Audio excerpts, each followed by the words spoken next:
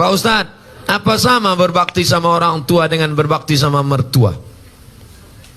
Kau jumpa istrimu itu umurnya berapa? 25 tahun. Selama 25 tahun tuh ngasih makan dia siapa? Bapak sama emaknya. Sedangkan ayam saja tak dikasih orang. Ayam, ikan lele, tak akan dia kasih. Kenapa dia mau mengasihi anak gadisnya kepada engkau? Sedangkan kau tak pula ganteng, PKI, pendek kecil hitam. Kenapa dia mau mengasihi kepada engkau? Emakmu sayang padamu karena kau anaknya. Ayahmu sayang padamu karena kau anaknya. Tapi ini bukan emakmu, bukan ayahmu, tapi mau mengasihkan anak gadisnya padamu. Kira-kira mana yang lebih hebat? Orang tua apa mertua? Mertua. Oleh sebab itu jangan kau beda-bedakan. Sayang kau pada emakmu, sayang pada emak mertuamu. Sayang kau kepada ayahmu karena dia memberikan anak gadisnya yang the best, yang terbaik. Inilah anak gadisku yang paling cantik. Padahal di kampung itu banyak yang lebih cantik. Tentu anak dia dipujinya.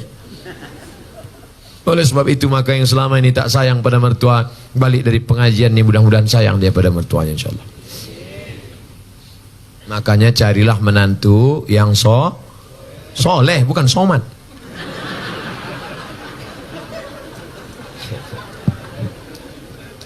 Ustadz, kalau pergi ke Mekah untuk haji tapi uangnya pinjam dari bank boleh apa tidak? Bank syariah, Bank Aceh Syariah, boleh.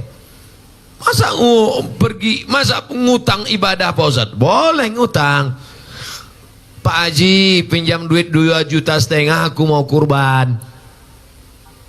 Kurban bulan berapa? Bulan Zulhijjah. Nanti kelapaku panen bulan Muharram. Boleh. Ada yang akan membayarnya, boleh. Yang tak boleh itu Pak Haji pinjam duit 2,5 juta. Apa yang akan kau bayarkan? Kuserahkan pada Allah Subhanahu wa taala. Nah, itu tak boleh. Misalnya kau PNS, lalu pergi kau ke bank syariah. Lalu kata orang bank syariah ini akadnya murabahah, nanti dapat bantuan. Sebelum berangkat sudah lunas. Saya tidak tahu di Gayo Lues. Kalau di Pekanbaru Riau, store 2017 berangkat 2031. 2030 malaikat maut datang. Insya Allah, mudah-mudahan kita bisa berangkat haji insya Allah. Ada satu kabupaten di Indonesia miskin susah, tapi jamaah hajinya terbanyak. Bupatinya cerita ke saya, Ustadz Somad, ini kabupaten miskin, tapi jamaah hajinya terbanyak. Loh kok bisa gitu Pak Bupati?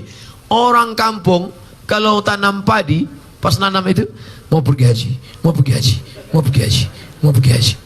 Pas dia nanam karet, mau pergi haji, mau pergi haji. Disampaikan Allah niatnya. Yang kampung lain enggak, mau kawin lagi, mau kawin lagi. Sampai juga, sampai juga. Insya Allah bisa dua-duanya insya Allah. Ustadz ini cerita kawin aja. Untuk memanas-manasi ada yang belum nikah. Bukan untuk saya untuk apa? Ada kawan kita belum nikah. Ustadz, di keluarga orang tua saya cuman saya yang muslim. Alhamdulillah. Mudah-mudahan saudaramu dapat hidayah insyaallah. Jika saya siap sholat langsung panjatkan doa untuk ibu saya, sah apa tidak Pak Ustadz? Nabi mendoakan non muslim. Apa doanya? Allahumma hdi qaumi fa innahum la ya'lamun.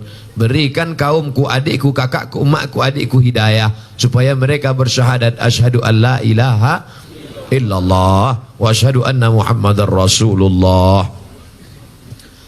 Hukum seorang istri minta kepada suaminya imam sholat, tapi suami tak mau. Nah, ini laki Fir'aun ini.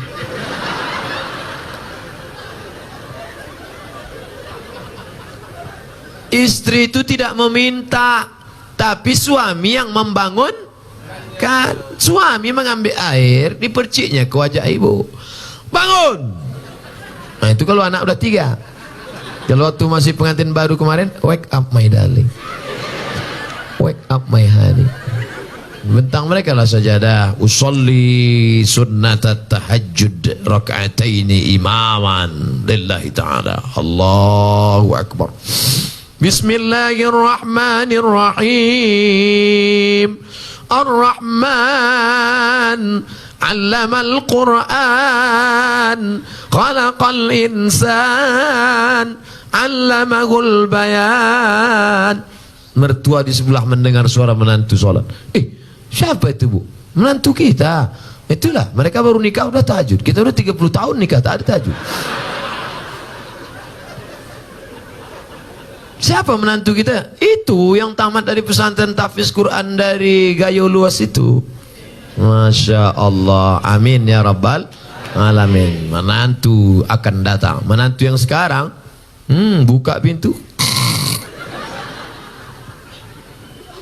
Mudah-mudahan suami-suami yang belum sholat, mudah-mudahan selesai pengajian nih sholat dia. Ustadz Somad, dulu kusangka kalau nikah sama dia aku bahagia. Pas dia datang meminang, ayahku bertanya, kau PNS? Golongan 3, Pak. Apa peganganmu? Itu kunci mobil. Punya kau? Punya abangku. Tapi tak lama lagi mau aku beli itu dah. Akhirnya kusangka nikah sama dia bahagia, Pak Ustadz. Ternyata sudah 2 tahun, 3 tahun menikah, tak ada kebahagiaan. Gimana rasanya? Macam tidur sama babi hutan. Walaupun hidup 1000 tahun, kalau tak sembahyang, apa gunanya? Walaupun hidup 1000 tahun, kalau tak sembahyang. Ibu nanti kalau ngayun anak gitu, sepohon kayu daunnya rimbun, serta buahnya, walaupun hidup 1000. Kata laki, kau nyindir aku ya? Pokoknya laki tak sembahyang, laki hantu. Makanya sebelum anak itu menikah dites dulu. Ustadz, anak saya ini dokter, orangnya lembut, baik, jilbabnya panjang, sholat nggak tinggal. Saya takut menantu saya tak sholat. Gimana cara ngetesnya Pak Ustadz? Kata jamaah, menantu ibu itu mana orangnya? Ini Pak Ustadz. Ajak dia jumpa di rumah makan jam 12 besok hari Jumat. Calon mantu, ya bisa kita jumpa jam 12 besok hari Jumat. Mohon maaf ibu calon mertua, siapapun yang mengajak kalau hari Jumat, aku mau sholat Jumat, terimalah dia. Tapi kalau kata dia, oke, jangan terima. Tapi soal ini tak bisa dipakai lagi karena sudah bocor. Nanti ku kasih soal lain.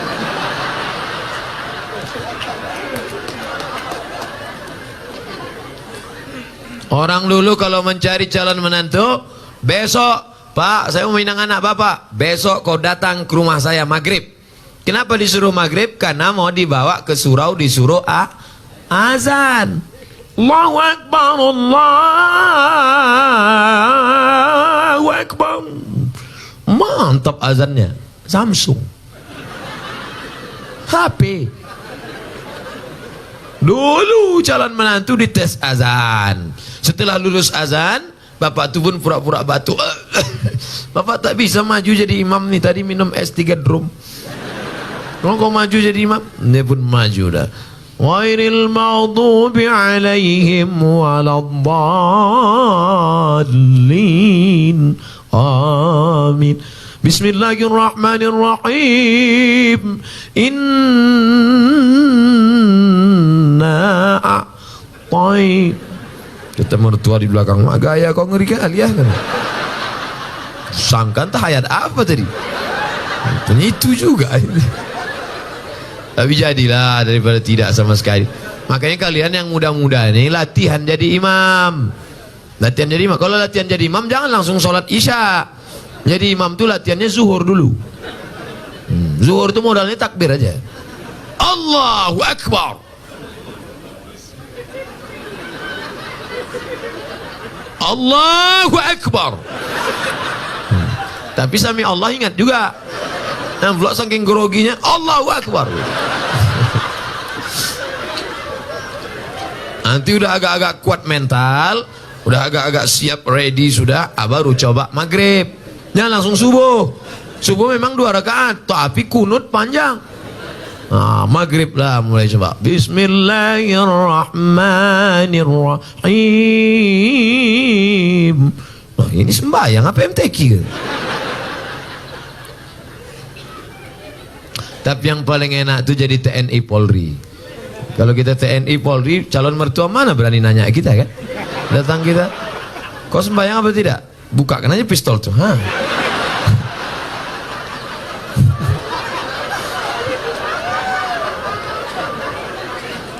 Akad nikahnya pun, aku nikahkan engkau dengan anakku dengan mahar sebentuk cincin emas tunai. Siapa?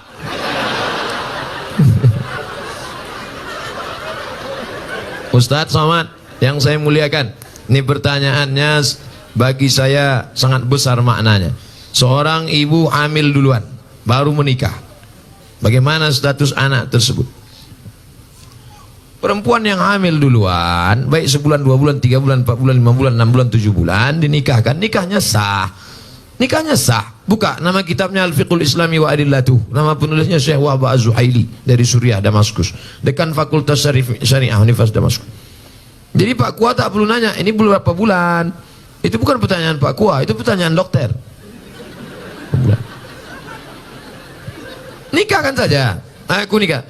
Dari bunyi tangan calon mertua itu bisa kau tebak itu sudah hamil duluan apa tidak. Kalau yang belum hamil itu lembut dia. Hai menantuku. Itu belum hamil tuh. Tapi kalau hei menantu, ku nikahkan dengan tunai. Usah kau kesini lagi. Pijakkan aja mencongok. Nah itu udah hamil tuh. Nah kalau sudah hamil dia, nikahnya sah. Nanti anak lahir tak usah diulang lagi. Sah. Yang jadi masalah anak nanti lahir tidak boleh pakai bin bapaknya. Pakai binnya siapa? Bin maknya.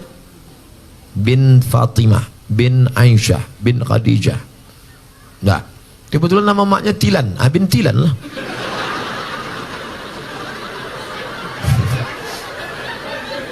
Dua, kebetulan anak ini lahir laki-laki. Anak yang dalam kandungan tadi lahir, anaknya laki-laki. Lahir adiknya sudah itu perempuan. Adiknya perempuan. Mati ayahnya. Ustaz janganlah kasar kali mati. Mati ayahnya. Adiknya jadi perempuan. Nanti kalau mau menikah, si abang tadi tak bisa jadi wali. Karena hubungan mereka saudara seibu. Saudara seibu tak bisa jadi wali. Tiga, bapak meninggal. Si ayah meninggal, si anak tak dapat harta warisan karena tak ada hubungan nasab. Empat, kebetulan anak pertama tadi anak gadis, cantik. Dipinang anak lajang. Pas nikah nanti si bapak tak bisa jadi wali. Walinya wali hakim Pak Kua. Banyak sekarang yang ngotot, saya walinya. Oh tak bisa mas bro. Apa salah saya? Saya kan bapaknya. Tengok wajahnya kan mirip. Mirip tak bisa.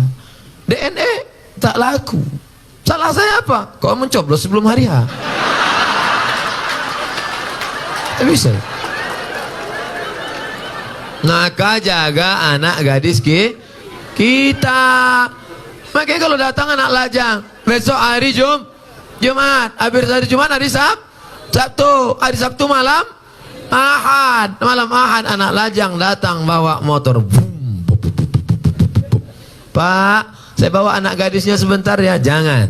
Ustaz Somad sudah ceramah, aku tak ingin anak ini makan. Sekarang banyak orang tua lebih mau makan di daun daripada makan di pinggan.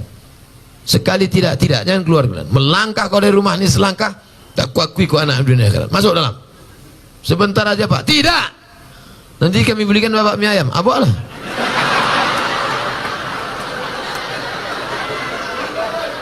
Semangkuk mie ayam lah pula harga anak gadis kau. La ilaha illallah Muhammad Rasulullah. Ibu juga harus sepakat sama bapak. Kalau bapak sudah mengatakan tidak. Sebentar aja, tidak. Sekali tidak. Datang istri dari belakang, kasihlah bang. Kita dulu lebih parah dari itu lagi. Inilah yang membuat anak ini rusak. Kalian pun yang lajang-lajang, ini pakai motor, udah dibawa, bonceng sana, bonceng sini, bonceng sana, bonceng sini, gembong masuk angin. Yang mengandung 9 bulan 10 hari laki-laki apa perempuan? Perempuan. Yang melahirkan meregang nyawa laki-laki apa perempuan? Perempuan. Yang ngidam muntah-muntah laki-laki apa perempuan? Perempuan. Maka jaga kehormatan kalian adik-adikku, anak-anakku. Jaga. Tak ada harga kalian. Sekolah aja bagus-bagus. Yang lajang-lajang, jangan kalian pacaran. Tak usah kalian pacaran. Emangnya Ustaz dulu tak pernah pacaran? 4 tahun saya di Mesir tak pernah pacaran. Kalau tak percaya tanya sama Ustaz Fadil. Tak pernah Ustaz kan?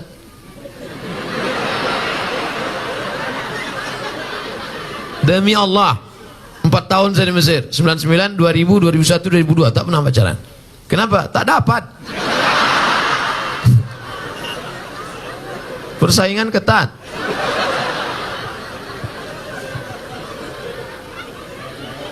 Assalamualaikum. Tapi setelah pulang, selesai saya S1 Mesir, saya lanjutkan S2 Maroko. Habis itu saya pulang 2008 saya pulang, lulus PNS, mengajar, ustadz. Coba tengok komen-komen. Nih lajang-lajang yang asik pacaran.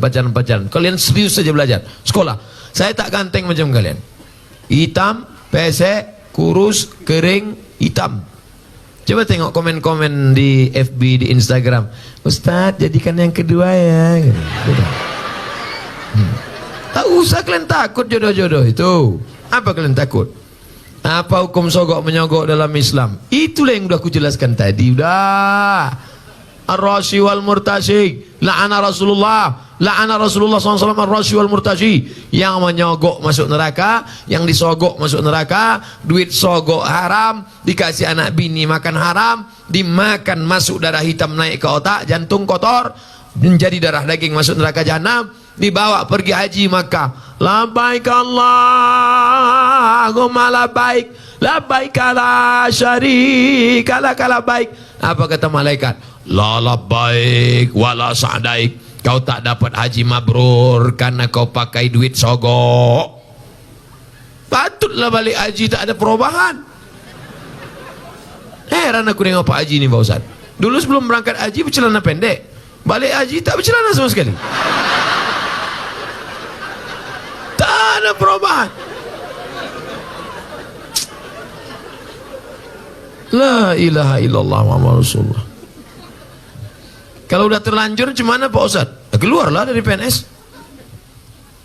Ustaz ngomong aja enak. Nah, kalian tanya aku jawab. Ustaz, saya punya abang yang menyusahkan orang tua. Menyusahkannya berjudi, mencuri orang tua, menggadaikan kereta. Sebagai adik apa yang saya lakukan?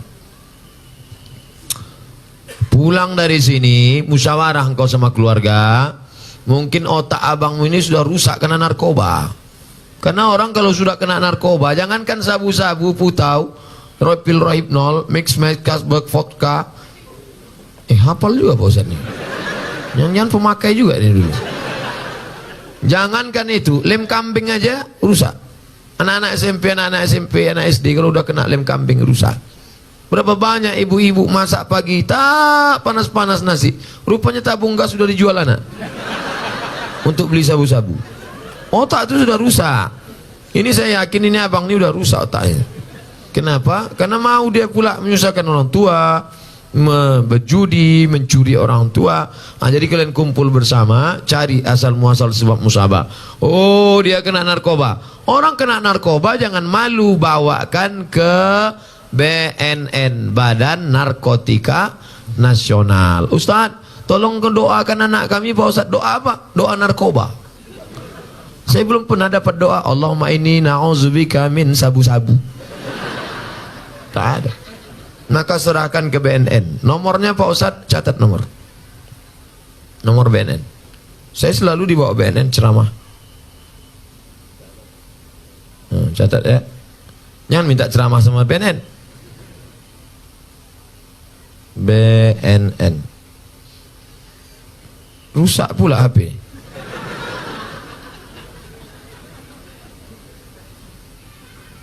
BNN. Catat 08 08 13 11 44 2193. Nanti rekamannya ada. Telepon dia. Nah, nanti anak bapak tu, adik abang tu ditangkapnya. Tangkapnya bos. Banyak yang berterima kasih. Gimana keadaannya sekarang? Alhamdulillah Pak Ustadz. Gimana? Udah ditangkap. Setelah ditangkap diobati dia. Diobati, rehabilitasi, balik dia sehat, bisa lagi sehat dengan kita, bisa bersosialisasi dengan masyarakat. Ini saudara kita, saudara kita. Tapi ada juga yang tidak kena narkoba, dibawa ruqyah, bawa ke tengku-tengku, ke alim ulama, tuan-tuan guru kita, ke dayah-dayah, di ruqyah. Mungkin dia diganggu jin setan. Setan. Ustaz, suami saya tak sholat, kemarin di ruqyah tak ada respon apa-apa, berarti tak salah setan. Kadang kasihan juga kita. Kadang-kadang setan ini sikit-sikit setan salah. Sikit-sikit setan salah. Laki tak sembahyang setan salah. Laki selingkuh setan salah. Kata setan, aku tak ada, goda dia aja gatal kan.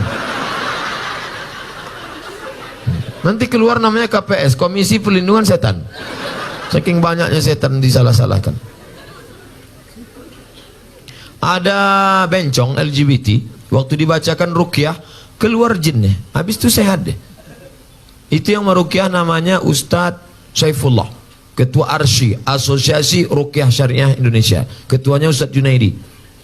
Setiap provinsi ada di ruqyah. Nah, jadi rupanya ada juga jin itu yang bencong. Masuk dia, begitu masuk melambai dia. Ya. Begitu keluar jin itu sehat. Tapi saya tak bisa ruqyah. Jadi ruqyah ini ada ustadz-ustadznya. Kadang kita ini ayatnya hafal, pas kita baca jin itu tak mau keluar.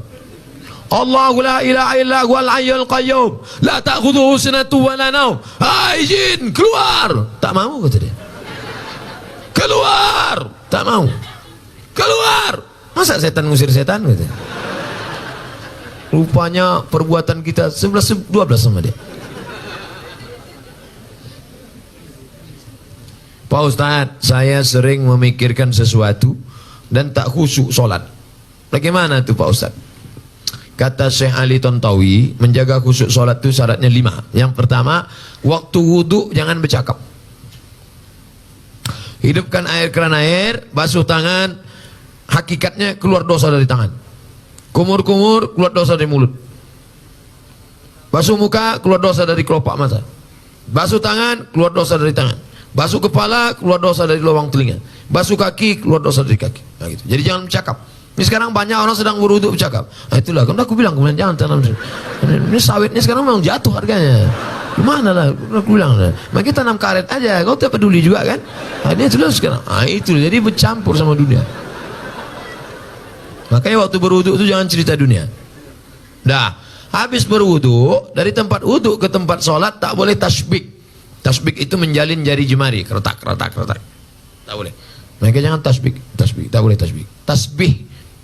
Tasbih, subhanallah, subhanallah.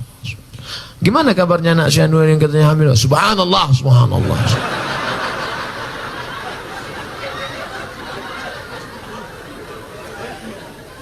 Dan lagi tasbih. Dah. Yang ketiga, menyambut azan. Allahu Akbar, Allahu Akbar, Allahu Akbar, Allahu Akbar. Hayya 'alas shalah. La haula wala quwwata illa billah. Jadi jangan ngobrol sedang azan. Jadi kalau ada yang ngajak kita ngobrol waktu sedang azan, kabarnya saya jadi acara la haula wala quwwata illa billah.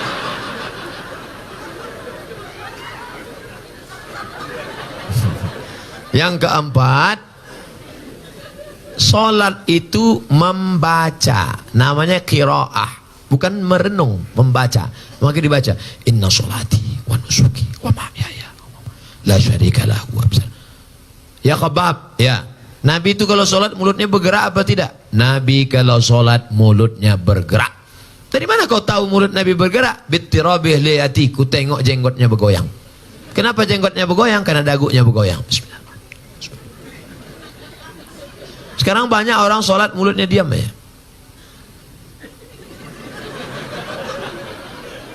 Apa dipikirkan? Nah, jadi mulut. Nah, yang terakhir yang kelima, fahami bacaan, connect antara mulut dengan qalbu, hati. Allah, sholat zuhur, Allahu Akbar, Allahu Akbar kabir, walhamdulillah katsir, subhanallah. Macam naik motor. Sholat ini macam naik motor, macam bawa mobil. Udah agak-agak ngantuk kan.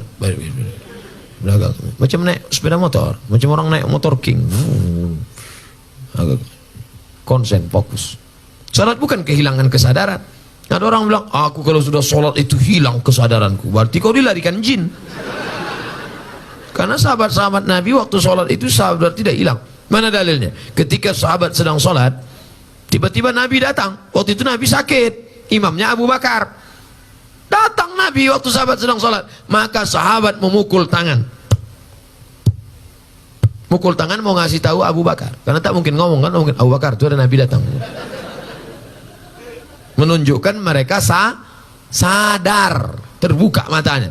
Sholat itu mata dibuka, bukan ditutup. Bukan. Dari mana dalil sholat buka mata?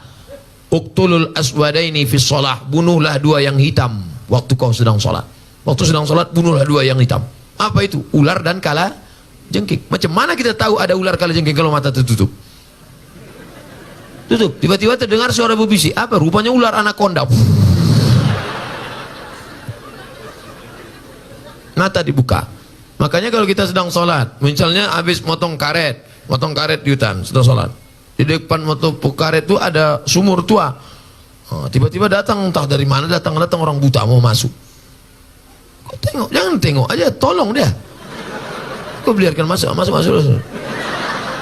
Kau tarik tangannya, selamatkan dia. Maka sholatmu tidak batal selama tidak ngomong. Jangan ngomong, Pak jangan lihat sini. Batal sholat. Sholat bukan kehilangan kesadaran. Siapa bilang sholat kehilangan kesadaran? Sholat sadar tidak hilang. Kita tetap sadar. Tapi connect dibacakan. At-tahiyatul mubarakatuh. Salawatut tayyibatu lillah. Assalamu alayka ayuhan nabiyyu wa rahmatullahi wa barakatuh. Wassalamu alayna wa ala ibadillah salihin. Ashhadu an la ilaha illallah. Wa ashhadu anna muhammadar rasulullah. Allahumma salli ala sayyidina Muhammad wa ala ali Muhammad kama sallaita ala Ibrahim. Sampai habis. Fil alamin innaka hamidum majid. Lanjut lagi. Allahumma ighfir li ma qaddamtu wa ma akhartu wa ma asrartu wa ma a'lantu wa ma asraftu wa ma anta a'lamu bi minni. Antal muqaddim wa antal muakhir. La ilaha illa anta. Subhanaka inni kuntu minadh zalimin. Allahumma inni a'udzubika min adzabi jahannam, min adzabil qabri, wa min fitnatil mahya wal mamat, wa min syarri fitnatil masiihid dajjal. Allahumma a'inni ala dzikrika wa syukrika wa husni ibadatik. Assalamualaikum warahmatullahi. Allah memberikan kekhusyuan, kita berusaha menyiapkan cawannya. Saya dari Miss XXX. Bagaimana tanggung jawab seorang abang yang paling besar terhadap keluarga setelah bapak meninggal dunia? Tanggung jawab terhadap ibunya. Maka engkau menjadi wali bagi adik-adikmu. Tugas bapak mesti kau mengembannya. Laki-laki, kewajiban kalian kepada perempuan ada 5. Perempuan, hak kalian pada laki-laki ada 5. Pertama, kasih makan. Ibu udah makan? Yang kedua, kasih pakaian. Nampaknya pakaian perempuan-perempuan di gaya luas. Karena di tempat lain banyak perempuan yang tidak dikasih lakinya pakaian. Dikasihlah rok pendek, ditarik ke atas, terbuka bawah. Ada juga yang rok panjang, resleting, belum berpasang. Panjang roknya, tapi tidak pasang. Asal lewat, terbuka. Saya tidak nengok, tertampak. Kewajiban kalian pertama, kasih makan. Yang kedua, kasih pakaian. Yang ketiga, kasih tempat tinggal. Yang keempat, kasih pendidikan. Kalian kasih didik adik-adik kalian. Mak tak usah lagi pendidik, tapi mak juga bawa pengajian. Mak jangan dididik. Kalian yang punya ayah sudah meninggal, tinggal mak, jangan mak pula kalian didik. Balik dari sini, mak duduk sini mak. Assalamualaikum warahmatullahi wabarakatuh. Kan begitu. Bawa dia pengajian. Mak, ini ada pengajian ini, mak ikut nanti ya. Aslinya kalian mendidik istri, tapi karena tak sanggup, bawa dia pengajian. Yang kelima, perhatikan dia. Sekarang banyak perempuan yang kurang perhatian, akhirnya mencari perhatian. Kalau nampak perempuan pakai gelang kaki sampai 2 biji, kalau berjalan kerincing, itu kurang perhatian. Ingin diperhatikan orang. Makai ini sampai macam punuh onta. Kalau sekedar ikat rambut tak apa-apa. Perempuan yang rambutnya agak panjang, diikatnya pakai karet gula. keret minyak goreng. Diikat. Lalu agak apa sedikit, tak apa-apa. Karena kalau tidak diikat, nanti pas membuka, disangka lakinya sundel bolong. Sekedar diikat tak apa. Tapi ada orang mencari perhatian sampai tinggi ke atas. Pernah kan ada nengok perempuan? Tinggi ke atas. Dipakai pula tumit 15 cm. Dia yang memakai, kita yang takut jatuh. Pas pergi undang, nengok dia lewat. Tinggi tumit segini. 3 kali jatuh. Nah, oleh sebab itu maka ini banyak perempuan-perempuan yang kurang perhatian. Banyak pula perempuan ketika di rumah macam hantu, di luar rumah macam artis. Ustaz tahu dari mana? Pernah saya datang ke rumahnya, tak kenal saya. Ini siapa? Rupanya topeng berbuka. Inilah alis mata dicukur. Habis gundul. Macam hutan lindung kena potong. Pak salah pakai spidol whiteboard. Sampai di tempat undangan gulai tadi pedas pula. Kipas mati. Keringat meleleh lah. Makanya kalau mau pakai spidol yakinkan itu permanen. Ini whiteboard meleleh lah. Panas yang ini. Iya. Orang senyum awak senyum. Yang disenyumkan orang awak. Balik ke rumah jam 9 malam listrik mati. Assalamualaikum bang. Abang buka pintu. Allahu la ilaha illallah. Malam Jumat pula. La ta'khudhuhu sinatun wa la nawm lahu ma fis samawati wa ma fil ardi man alladhi yashfa'u wa la ya'uduhu wa la ya'uduhu wa la ya'uduhu hifzuhuma wa huwal 'aliyyul 'azim. Kenapa hantu ni tak pergi? Bini abang. Inilah gara-gara bini tak mengaji. Tapi insya Allah di Gayo Lues tak ada ini. Tak ada. Soleh-solehah semua insya Allah. Coba tengok jilbabnya panjang. Jilbab panjang. Anak kecil aja video. Tengok anak kecil. Anakku berjilbab. Jilbab panjang. Anak kecil yang nampak cuma 2. Muka sama tapak tangan. Anak kecil berjilbab. Ini di tempat lain dipakailah celana sempit. Celana jeans. Ngonjerit paha. Tolong. La ilaha illallah. Dipakai pula senam pagi di kantor. Banyaklah pegawai kantor itu error. Di dalam tubuh yang sehat terdapat otak yang cacat. Pagi-pagi instruktur senam, teng teng teng teng teng teng teng teng teng teng. Badannya tak ada juga, biji matanya nih. Apa tak error? Nauzubillah. Mudah-mudahan terpelihara kita dari maksiat-maksiat ini insyaallah.